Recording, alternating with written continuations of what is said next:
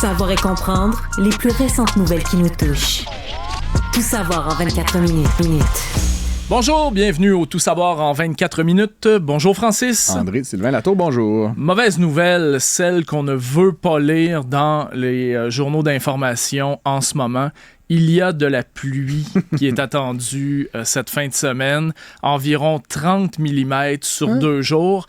Sur 2 jours, c'est à peu près, regarde, mettons qu'on fait une moyenne, là, 15 mm par jour, 1,5 cm. C'est pas la fin du monde, mais quand t'as de l'eau dans ton sous-sol, oui. c'est l'apocalypse. Je vais faire une prédiction d'ici la fin d'août, il va pleuvoir. Oui, effectivement.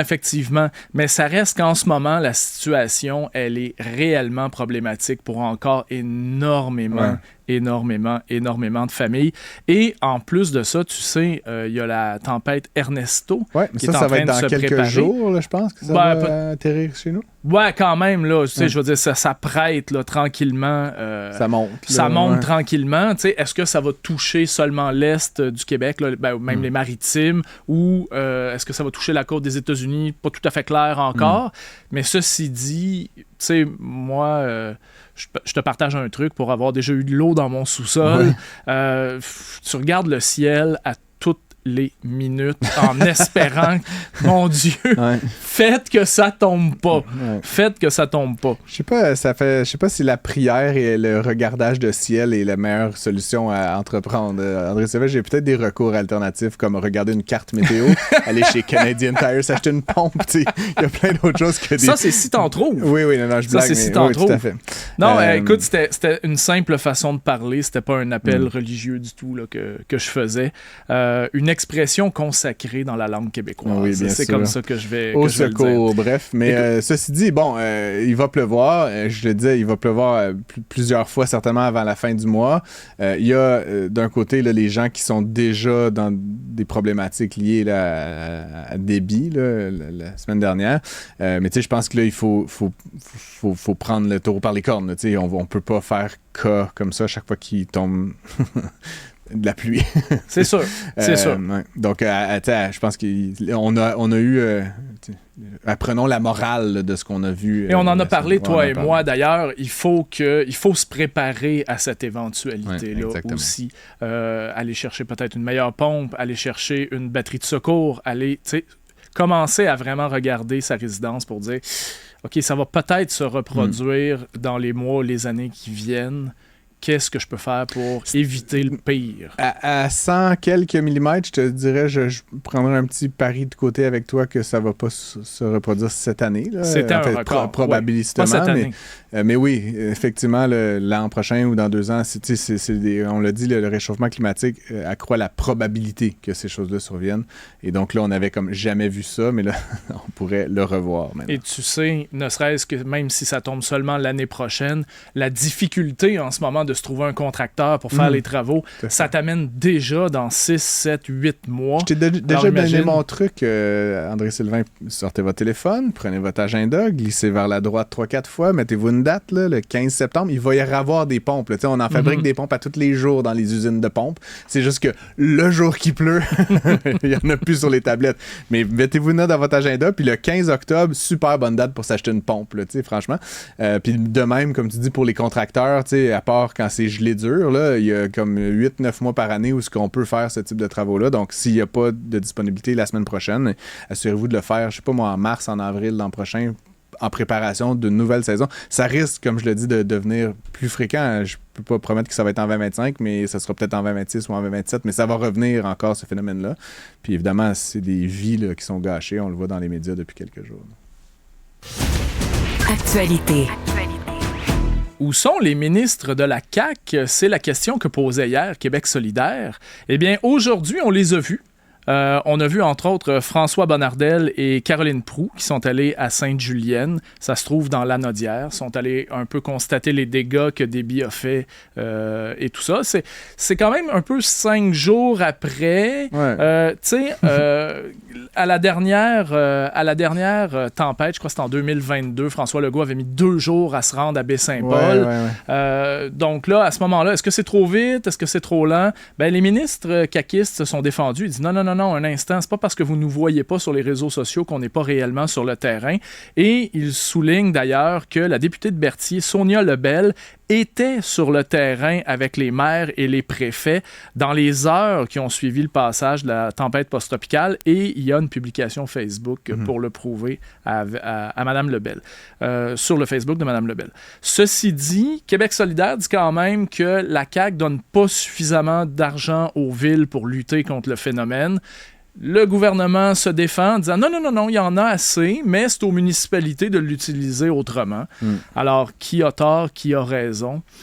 Oui, encore une fois, on en a parlé plus tôt cette semaine, mais moi, cette espèce d'exhortation de Québec solidaire à aller se faire prendre en photo à côté d'une rivière, je trouve ça d'une débilité sans nom. Là, on peut très bien parler avec des préfets, des maires, des responsables en faisant des zooms, là, tu comprends? Là? Puis, fait que, tu sais, je trouve que cette idée qu'il faudrait qu'ils se faire prendre en photo à côté d'une maison détruite, là, genre, ouais, tu sais, je comprends qu'il y a la dimension peut-être un peu empathique, là, mais encore une fois, c'est le travail de gérer le Québec, là, c'est un petit peu d'aller donner des tapes dans le dos, mais c'est surtout de mettre en place des programmes, de faire des chèques, de s'assurer que les maires, puis les préfets, puis les corps de police, puis de pompiers ont les moyens qu'ils ont besoin pour intervenir. Fait que je trouve ce reproche-là d'une superficialité quand même un peu ridicule.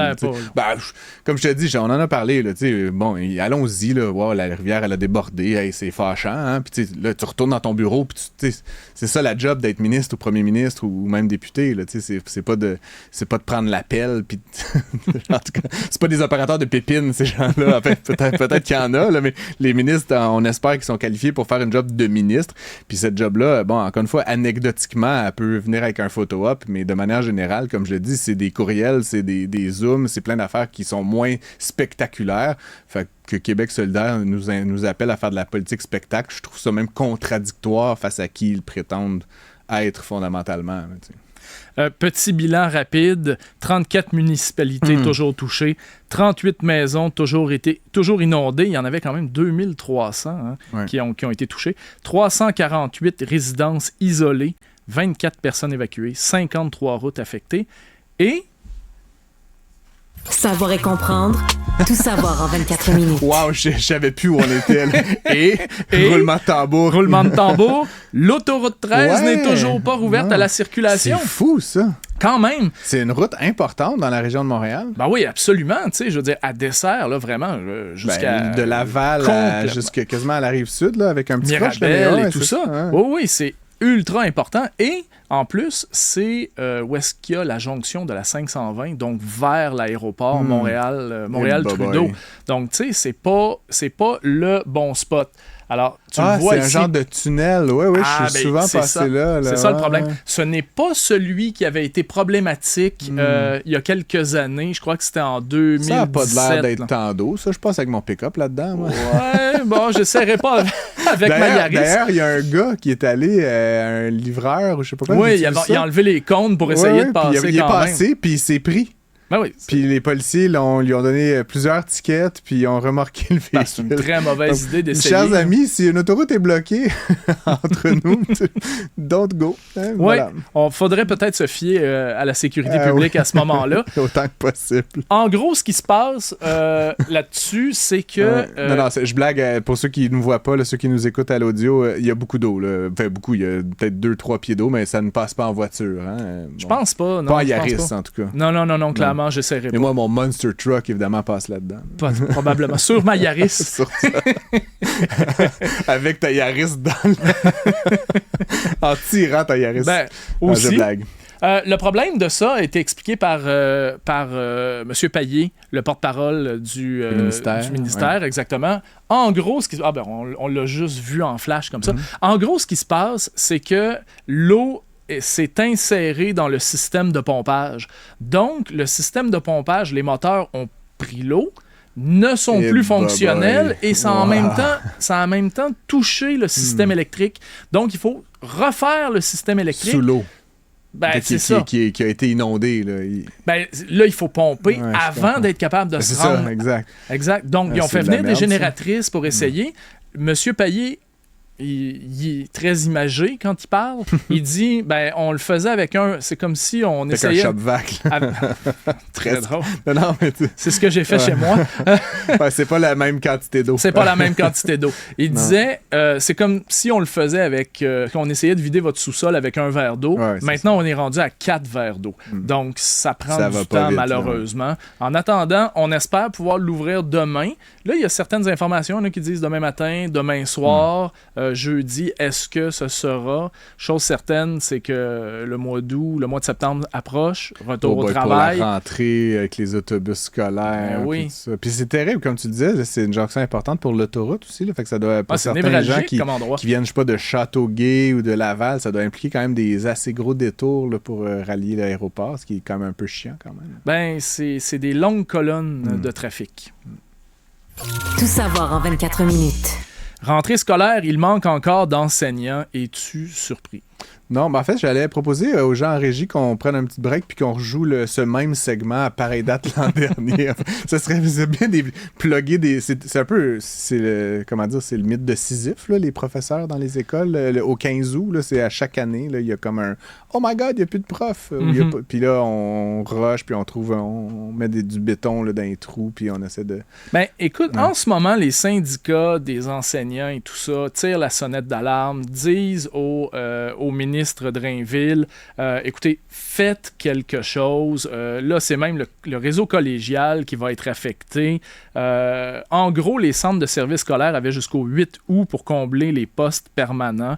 L'an dernier, tu parles du segment qu'on pourrait rejouer. Il en manquait 8500 enseignants. Okay. On avait commencé l'année là, avec beaucoup moins que ça, quand même, là, de manque. Je parle. Ben là, c'est comme je l'ai dit, là, dans les 2-3 prochaines semaines, c'est le branle-bas de combat. Puis quand je dis boucher des trous, là, c'est pas gentil, c'est des humains là, qu'on trouve. Là, mais on s'assure d'avoir le personnel ou de changer la géométrie des classes ou peu importe pour que quand l'enfant arrive son premier jour d'école, il n'est pas là assis tout seul dans le corridor. Il y a un enseignant devant lui. Puis... Écoute, je vais me permettre un petit truc. Moi, j'ai parlé à quelqu'un qui est fraîchement diplômé. Comme enseignant au primaire et qui n'a pas réussi à se placer encore. Et là, donc, on parle de quelqu'un qui a son bac en enseignement. Peux-tu l'avoir à l'émission demain? Je suis très intrigué. On peut-tu faire un genre de trio avec lui puis le ministre, s'il vous plaît? Et je trouvais ça intriguant quand même. Plusieurs tentatives, parce que il y a différentes séances d'affectation quand tu veux quand tu vas avoir ta classe et tout ça. Différentes séances d'affectation n'avaient pas réussi à trouver, il y a quelques jours seulement, n'avaient pas encore réussi à trouver un poste temps plein dans une école. On parle d'un enseignant qualifié. Donc, est-ce qu'à un moment donné, il ne faudra pas se poser la question, est-ce que le processus d'attribution de poste est trop fastidieux? Moi, je te ferais un petit Tinder, là, tu sais, puis là, t'envoies ça dans une école, à gauche, à droite. C'est assez compliqué. C'est assez compliqué, c'est long. Je blague, évidemment. On pourrait faire une extension de SAC-Click, peut-être, puis ça serait Prof-Click. Ça, tu veux pas de prof dans les écoles? Non, pas, mais en tout cas, bizarre qu'il y ait des gens disponibles puis une pénurie de l'autre côté. Là. Il y a quelque chose, clairement, qui est brisé dans le milieu. Peut-être qu'il va commencer à falloir à regarder ailleurs. Je vais faire un petit pari avec toi. Cet ami dont tu parles ou cette source dont tu nous parles va se trouver une job dans les 2 prochaines semaines, fort probablement. Mais c'est quand même étrange que en ce moment, tout le monde tire la sonnette d'alarme et qu'il y a quand même au moins un prof qualifié qui n'a toujours pas de boulot. Tout savoir en 24 minutes. Et je reste dans les écoles. Tu le sais, parce que ici à Cube, on a d'énormes fenêtres. Et quand le soleil plombe dedans, il veut mourir. C'est incroyable. L'été dernier, ici, c'était monté, je pense, à 28 ou 29 degrés. C'est assez inconfortable. Oui, et en plus, se concentrer est extrêmement difficile dans des conditions comme ça. Sûr. Et pourtant, ce sont les températures avec lesquelles doivent composer plusieurs élèves du Québec. Il fait extrêmement chaud dans les écoles. Écoute, à la fin juin, la température moyenne a dépassé 26 degrés dans 43% des locaux, grimpant jusqu'à plus de 29 degrés dans 5% d'entre eux. Il n'y a pas la clim, donc, dans les écoles du Québec. Il n'y a pas la clim et il y a le problème d'installer la clim également. Installer un climatiseur la responsabilité de ça revient au centre de service. Okay. Donc, c'est le centre de service qui dit oui, vous pouvez, non, vous pouvez pas. Voici, moi, j'ai le budget pour tant de climatiseurs et tout ça. Mais il y a beaucoup plus que ça. On a parlé beaucoup de la vétusté de nos écoles. Ouais. Fait que même une fois que tu as installé le truc, ça fuit par toutes les fenêtres, les murs. Premièrement, est-ce que tu peux l'installer? Est-ce que tu peux l'installer? Tu sais, moi, à l'école primaire, près de chez moi, au gymnase, il y a d'énormes fenêtres. Il y a un morceau d'à peu près 3 pieds par 2 pieds qui s'ouvre en haut. Tu sais, il n'y a pas plus que ça. C'est pas la meilleure place. Je peux te dire que pour les concerts de fin d'année avec les parents et les élèves, il fait chaud rapidement en juin. Ouais. Rapidement. Donc, est-ce qu'il existe, en fait, une solution? On rase tout puis on recommence. Des fois, la question se pose. Hein? Il y a des écoles prises avec les moisissures. Les et tout nouvelles ça. Écoles, là, je sais qu'il y en a une qui a été vandalisée. Là, je pense qu'on en a parlé, toi et moi. Là, est-ce qu'ils sont construites avec de la clim normalement, oui. À partir du plancher vers le haut? Oui, normalement, oui. OK. Fait qu'au moins, il y a une notion de comme l'avenir sera plus chaud et donc c'est lent comme évolution, mais au moins ceux et celles qui sont chanceux d'aller dans des écoles neuves, ils peuvent espérer qu'il va faire moins de 32 degrés dans la salle de classe. On va toucher du bois pour eux parce que c'est loin d'être agréable. Actualité. L'Organisation mondiale de la santé déclenche son plus haut niveau d'alerte mondiale. Je parle ici, en anglais, on appelle ça Mpox, la variole simienne, qui a changé de nom. Là.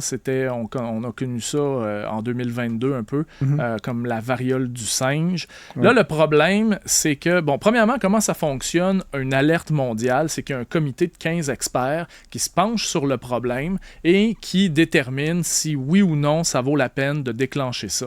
Il n'y a que le chef de l'OMS qui peut lancer cette urgence de santé publique.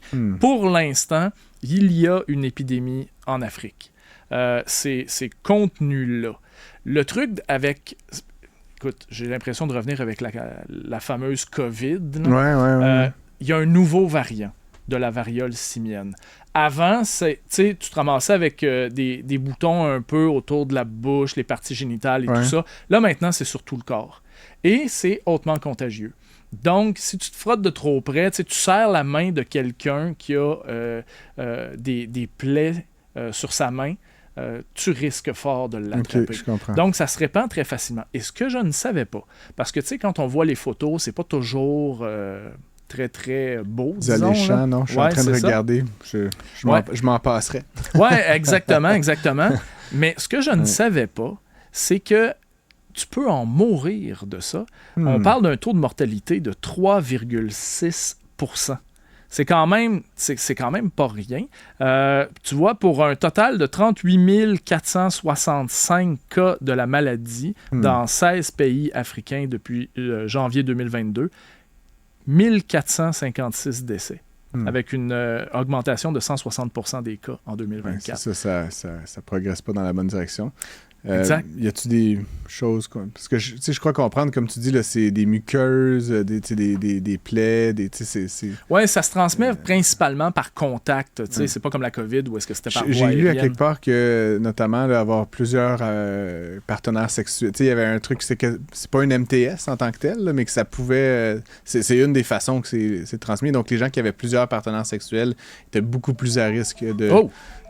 Je suis désolé, mon Dieu. T'es beaucoup plus à risque de développer de transmettre cette maladie-là. Donc, c'est le contact de proximité. C'est le contact de proximité. Ça se passe vraiment avec le contact de proximité. Comme je te disais, on peut se serrer la main, ça devient un contact de proximité. Il y a des risques à ce moment-là. Okay. Bon, on se souhaite... voyons.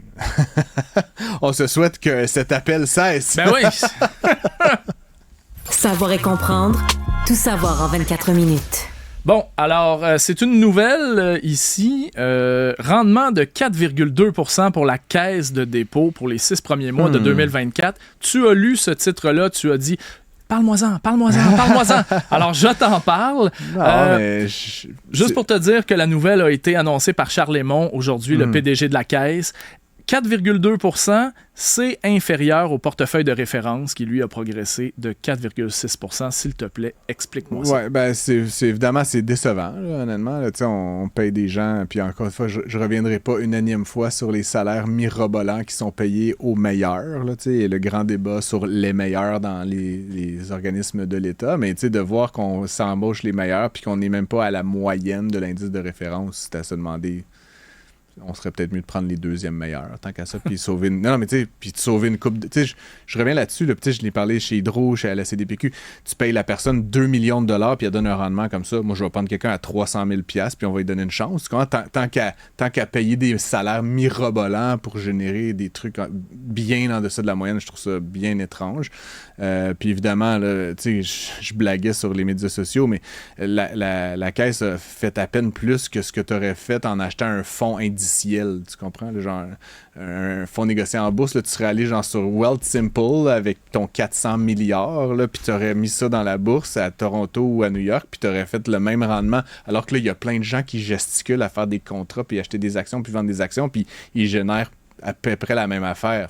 C'est un peu bizarre, non? Je veux dire, puis c'est une question qui se pose beaucoup dans le domaine de la finance de manière générale. Est-ce que c'est vraiment possible de battre le marché? C'est-à-dire, est-ce que c'est possible à long terme d'être bien au-dessus de la moyenne du marché? Puis la réponse, c'est souvent non.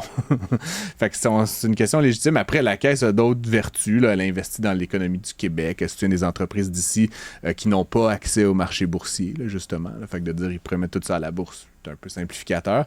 Mais encore une fois, c'est un résultat assez décevant pour de vrai. Puis j'ai bien hâte de voir la deuxième moitié de l'année. Mais on a vécu une super bonne période en bourse. Puis la Caisse, clairement, n'avait pas alloué les fonds de la bonne façon de ce côté-là. Après ça, les entreprises d'ici, comme je dis, ça fait aussi partie de sa mission. Donc là, est-ce que les Lion Électrique, Taiga, là, je ne sais pas s'ils sont investis dans tout ça, mais tu sais, beaucoup de grandes entreprises, moyennes entreprises québécoises dans lesquelles on avait mis beaucoup d'espoir, soit chez IQ, soit à la CDPQ, ne vont pas très bien. Fait que ça peut aussi expliquer peut-être une petite partie là, de cette sous-performance. Mais encore une fois, bien, bien étrange là, qu'on observe ça. Puis bon, j'espère encore une fois que c'est pas une tendance, sans quoi il va peut-être falloir changer la manière de faire. Là, d'après toi, combien de rendements comme ceux-là, comme celui-là, qu'on pourrait annoncer avant de... tu demanderas à Pierre Fitzgibbon. Tout savoir en 24 minutes. Écoute, je vais passer tout de suite à une nouvelle martienne. Alors, figure-toi donc qu'il y a des données qui ont été récoltées par la NASA il y a plusieurs années qui pourraient confirmer qu'il y a de l'eau sur Mars. On s'en est déjà parlé, toi et moi. L'astronomie, très amateur. Je l'avoue, je suis très amateur, mais j'adore ça. Ouais. J'adore regarder les étoiles, les planètes avec mon télescope, même si je comprends absolument pas le phénomène qui se passe. Ceci dit, c'est l'atterrisseur InSight qui a été en fonction entre 2018 et 2022. Et lui, il a envoyé ici, il a récolté des données qui laissent croire qu'entre 11,5 et 20 km sous la surface de Mars, il y aurait à ce moment-là une croûte composée de roches fracturées d'eau liquide. Donc, ça vient un peu révolutionner toute l'astronomie, si je peux dire. Oui, puis ça veut dire, encore une fois, parce que une aussi grande quantité d'eau, là, elle s'est pas retrouvée là par hasard. Là. Fait que ce que je lisais, là, c'est que ça veut dire qu'à un moment, cette eau-là cette glace-là était sous forme d'eau. C'est de l'eau. Ce serait de l'eau liquide à ce moment ici. Oui, ce serait de l'eau liquide. J'avais pas vu ça. Tout à fait. Ça, c'est étonnant quand même. Et ce qu'ils disent... Et donc, ça veut dire qu'il y a une source de chaleur qui serait à quelque part dans Mars, qui est quand même un peu... noyau, probablement. Okay, non, mais tu sais, moi, je pensais que c'était un peu mort, Mars, là, tu sais, genre une grosse boule de roche rouge, là, mais écoute, il a toujours été avancé que, finalement, en ayant plus d'atmosphère, l'eau s'était tout simplement évaporée. Ouais, c'est ça. Là, il semble, les scientifiques pensent que l'eau serait plutôt rentrée dans le sol. Donc, certainement, il y a une partie qui s'est évaporée, mais ce serait l'eau des anciens océans et anciennes rivières de Mars qui serait rentrée dans le sol. C'est quand même étonnant. Et en ce moment, Persévérance, le robot qui se promène là-bas, qui a d'ailleurs été piloté par Farah Alibé. Que j'ai essayé de voir à l'émission et qui n'était pas disponible. Et mon cœur est un petit peu triste. Ton cœur saigne. Mon cœur saigne. Mais j'ai un très bon invité à ce sujet-là. Si vous êtes à l'écoute, restez en ligne. On va parler de Mars en long et en large avec un expert là, dans quelques minutes. Je vais te laisser faire ça. Juste avant que tu me laisses partir, je veux souligner le départ à la retraite de notre collègue Michel Jean. Ben ouais. Michel Jean, c'est quand même 35 ans de carrière dans le monde journalistique québécois. J'ai eu l'énorme privilège de travailler avec lui côte à côte pendant plusieurs années. Un homme extraordinaire que j'admire beaucoup. Un écrivain extraordinaire aussi, également. Qui a gagné des prix. Absolument, absolument. Il a, je dirais, trouvé sa voie, trouvé sa ligne, principalement avec Kokum. Mais ce n'est pas le premier livre qu'il faisait. Michel, chapeau pour ta carrière et de toute façon, c'est une nouvelle carrière pour lui qui commence à temps plein. Ce n'est qu'un au revoir, comme on dit. Absolument. Bon, ben écoute, résumer l'actualité en 24 minutes, une nouvelle fois, mission accomplie. Yeah.